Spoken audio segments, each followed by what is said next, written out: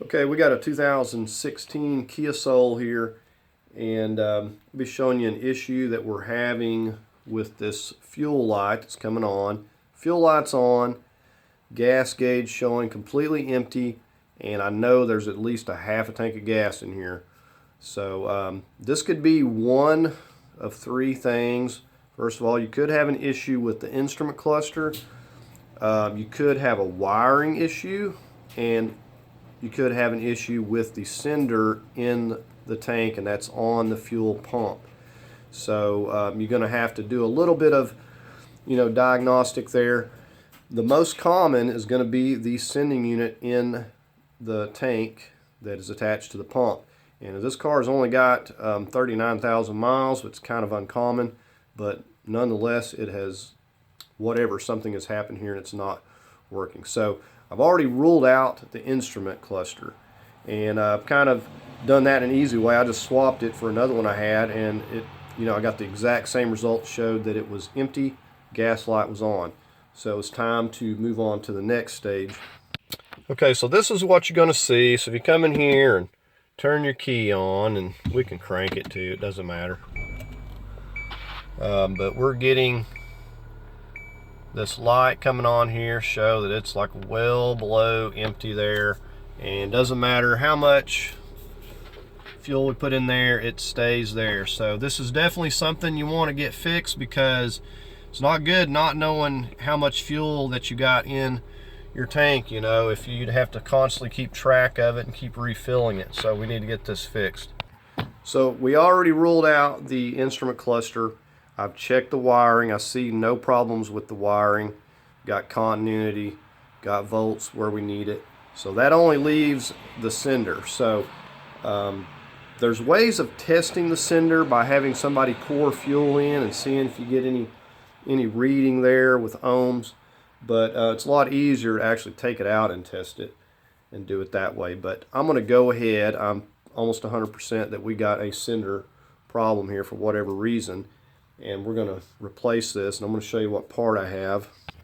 Okay, so this is the part number for your sending unit, and this is going to be the same through probably 14 through 19, and it may be 94460B2000, or it could be B2500. I know that these two part numbers are going to be the same.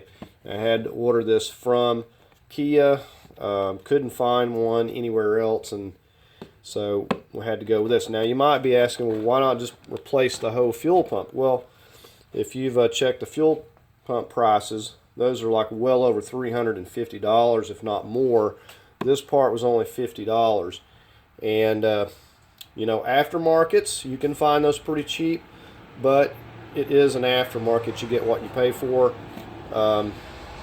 If the pump itself is good, I definitely want to keep the same pump in there, and being that it only has 39,000 miles, definitely want to keep the OEM pump. So we're going to replace this. Let me just take it out here, show you what it looks like.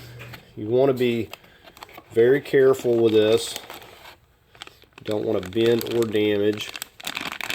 This has just a plug-in here. I'll show you when we get it out. We're going to plug that in. We'll unsnap the old one. But this reads this resistance, and that is what makes that gauge operate. So whenever it fails for whatever reason, this has got to be replaced, or the whole entire fuel pump assembly. Okay, now to get to this fuel pump, what we're going to do is be going underneath the seat, and I'll show you the first thing that we need to do.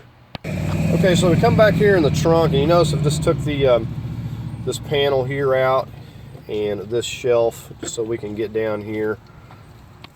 Okay, we're going to lift this flap up and look under here, and we're going to find a 12 millimeter. It's bolting the back of the seat down. Okay, so let's zoom in here. We're going to take our 12, and you see that's got a little hook there, so it's the first thing we need to do. Okay, so now we're just going to pull up on the seat, since that is loose, and we're going to have these clipped in hooks on each side. So just give it a yank up on each side.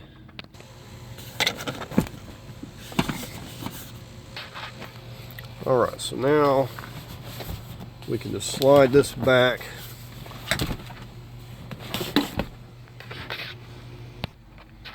And we'll just take this out of our way here. And I do have a connector over there on that side, so it's good. We'll just leave it right there. Okay, now we got the seat out of the way. You'll notice we got this lid here, plastic lid, and then got a wire. Our wire's running down into that, connecting to the fuel pump. So what I've got is a little plastic tool for prying up on it. But first thing we're going to do is use a heat gun. I got this set on about 3. So we're going to have to go around this really well. It's got some black, like tar type substance, and it really sticks down here, and you have to get this pried up. It's kind of like the type of substance they use to glue the plastic in the door panels. So we're going to just go around this really well till we get this heated up, and then we'll be able to pry this up. Okay, so I've been going over it a few minutes. Let's give it a try. Now, if you do this, you should be able, if you heat it up like this, you should be able to reuse this sticky tar, and it'll kind of maintain its stickiness, and we'll be able to stick it back down again. So it's still pretty stuck on this side, but it's coming loose. I'll keep this here a little bit more. If you don't do this, you're likely to tear this up. Okay, so here we go. See all this sticky goop, but hopefully we will be able to reuse it. Okay, so let's take a look down in here. We got 2 connectors, and we just got a clip right here. I'm just going to squeeze in. This is actually the sending unit connector. Has like 4 wires there, and then this one over here is the part that's going to the actual pump. So we're going to have to squeeze that till it clicks. Alright, so we can just set that out of the way. Okay, so you'll notice like all of this dust and everything in here. Now, when we go to take this loose, we cannot have any of that because it could go down in the tank. So I'm going to cover up this connector, and I'm just going to clean this. I'm going to get some soapy water, some air, and we're going to just clean this till it is like just as clean as we can possibly get it. So we don't want to take a chance of getting any of this dirt into the tank. Okay, so we got some tape on there.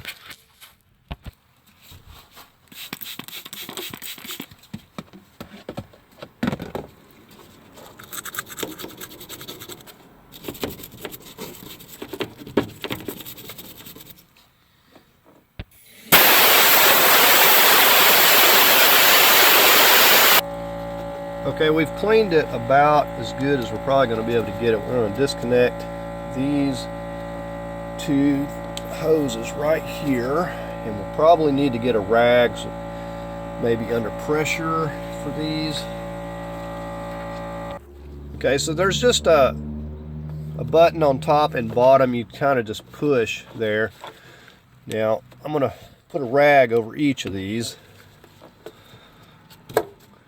And smell some gas fumes. Okay, we're going to do the same thing on this one. It's probably a good idea to pull the fuse and crank it and get the pressure out, because just to be on the safe side. Now this one I may have to get under it with a screwdriver.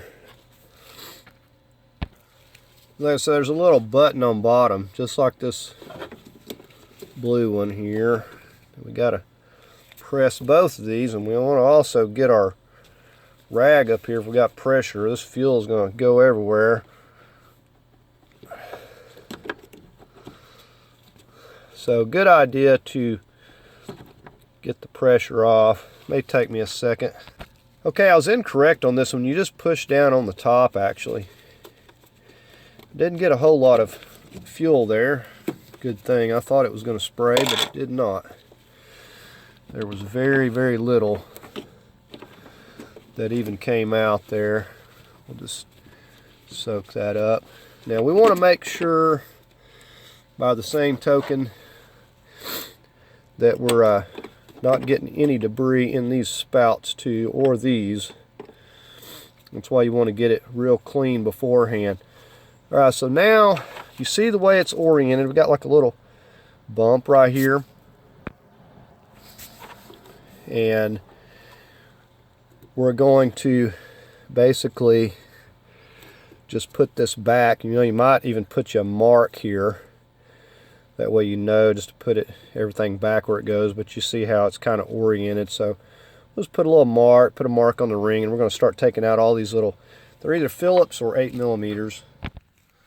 Said it's really nice when they put these pump accesses under the seat. Now the only downside to it is you're going to have to air your car out because it's going to get some gas smell in it.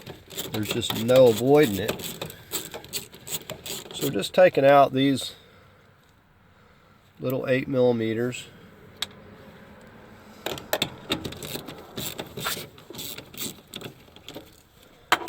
So I'm just going to go all around. You see how they just run around the perimeter. We've got us a mark here and everything, so we know where everything's going to go back.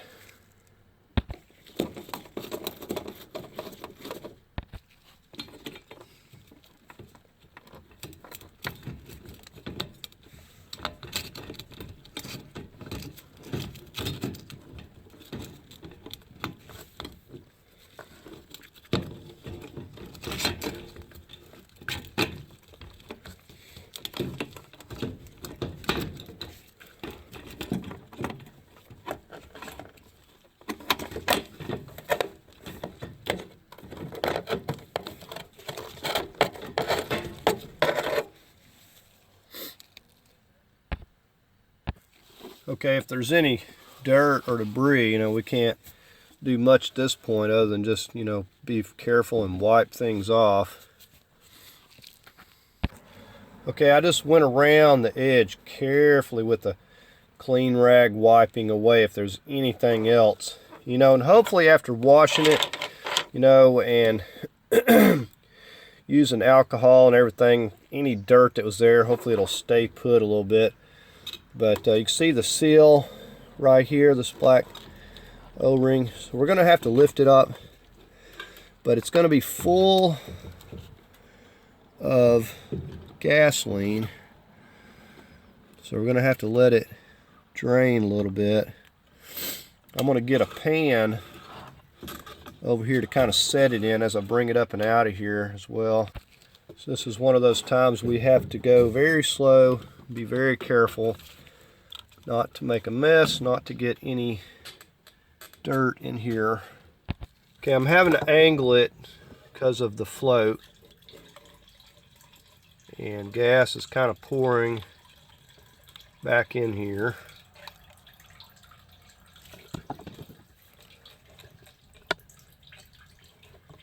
I'm trying to get it over here where I can set it on my pan without getting fuel everywhere. Just gonna let that drain for a second. Got more fuel in here and I thought I almost got a full tank. Okay, we're gonna carefully set it into our pan. Okay, here's a little look down in here. Now we're going to ever so carefully get this O-ring out here, so we want to get that cleaned up. I'm just going to put a rag over it for now. Now you can see in our pan here the remainder of this fuel we can kind of just drain out so it's not just making a mess. Okay, first thing we're going to take care of the plug. You see the brown and the black wire. We're just going to get up here, squeeze in on that plug, give that a little pull.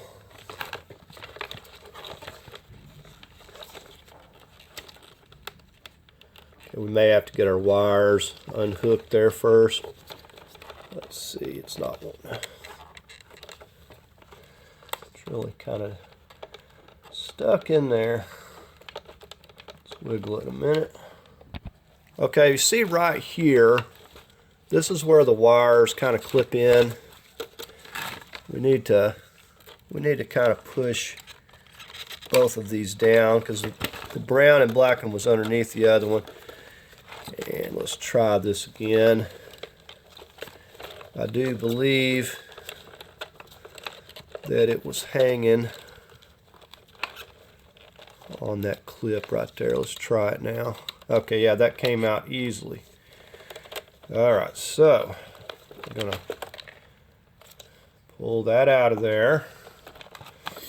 Let's move you over here. Okay, you see it just hooks under. Got a clip right here. Under there. Alright, so that's got the wire free.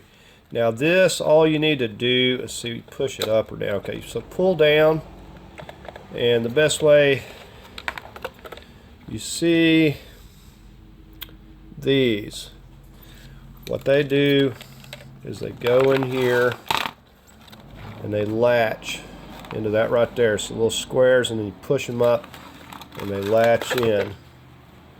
So that's all you got, if you can see those. So real easy, just push, pull down on it. Alright, so we've got this one. Let's get this out of the way. Go ahead and get our new one open here. So there's lots of videos on testing these if you want to test it to make sure. So we're going to take those, set them down into the squares.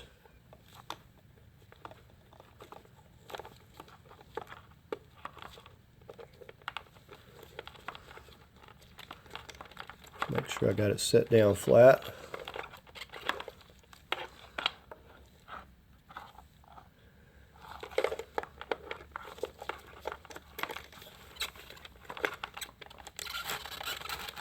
And we should be able just to give it a push up here. Oh, something's not right. Hold on. Okay, I just wasn't pushing down hard enough. It's got a little clip you have to kind of push down. And once you push down and just push a little bit harder, it goes into place. So we're going to route this wire right back into here. Give that a push right under there. Drop this back under here. And this wire,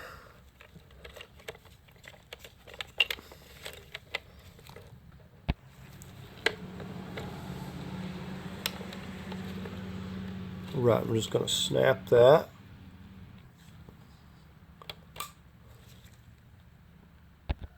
Okay, and lastly, we're just pushing the little, I'm pushing the little wire back up into this clip first, and the bigger wire down at the bottom. That's how it was.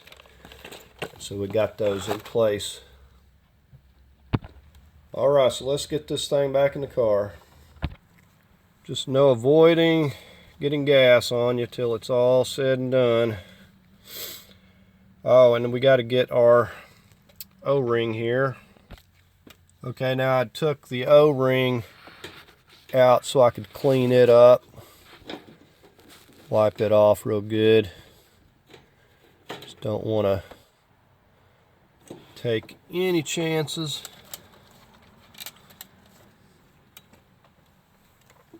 Alright, let's try this again. Like I said, notice the sender is down. You want to be cautious. Work that in first. Be careful with that, or we're going to be right back where we started from. Alright, so got to get it just right here. And then we got to get our spout. Got our mark over here. Push this down into place. Now we've got the mark on this, so I know it went over here as well. Just got to work it back on here. And said we've cleaned up everything. So when we're putting it back, everything's going to be clean. Don't have to worry about any contaminants. Alright, so spin this back over here. Give this a push down until we get it seated back in here properly, and kind of double check it. Make sure that it is seated. Okay, now I got this little notch right here that I had marked, and then I spin it right here. I know that it's seated down, the holes lined up, and this is not a difficult job. You'll spend more time cleaning than anything. So we're going to start getting all these little bolts in. Make sure you start them by hand so you don't get them cross-threaded. And you want to get all of these in place before you tighten them, or you won't be able to get them to line up.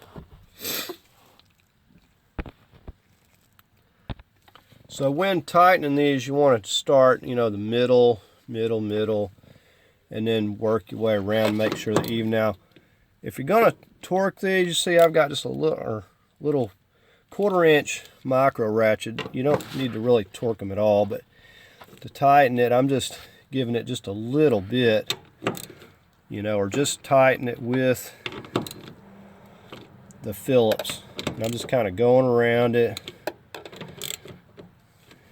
and just making sure that they're all nice and snug, but you don't want to give it a whole lot because they will strip. Now, a lot of these fuel pumps will have these locking rings, but this one does not. So in my opinion, this is actually way better.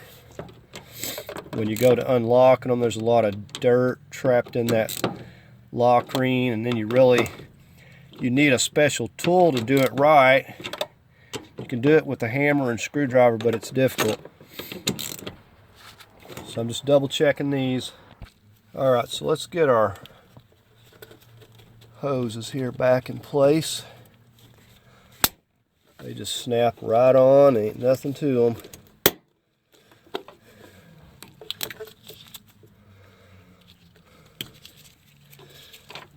And before we put the seat in, we will obviously want to check this. Okay, so we're going to push that one in. This one just pushes right back down on there. It's easy as that. We'll just set that there.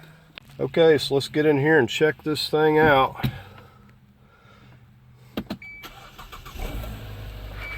And that's a beautiful sight. You can see there we've got over 3/4 of a tank here. And the light has went off. Okay.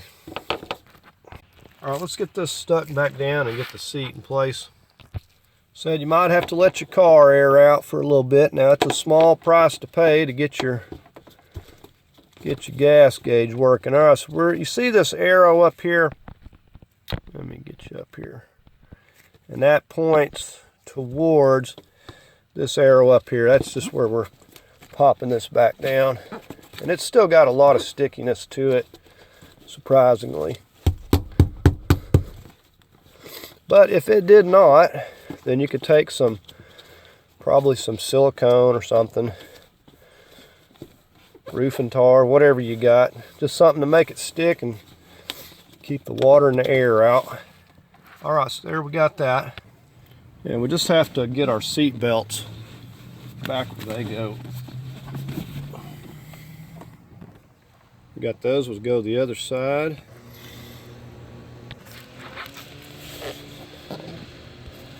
Just push that back.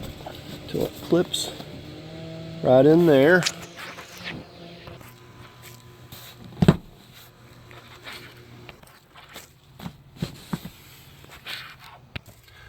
Okay, now we're just back in the trunk. We just got to get our bolt right back in here. And if you have trouble lining it up, you may have to shift your seat over, push it over a little bit. Time to put this where it goes in the trash. Okay, so like I said, this car only has 39,000 miles on it. So if you think that low miles, it can't possibly be the fuel sender, then think again. These things fail a lot. It's the most common. Not to say jump right in and replace that. It's going to fix it. You want to check wires, fuses, you know, rule some other things out. But it's probably the cheapest place to start. Definitely a lot cheaper than an instrument cluster. So anyways, that's going to do it for the video. Hope you found this helpful. If you did, give it a thumbs up. And as always, I invite you to subscribe. Thanks for watching.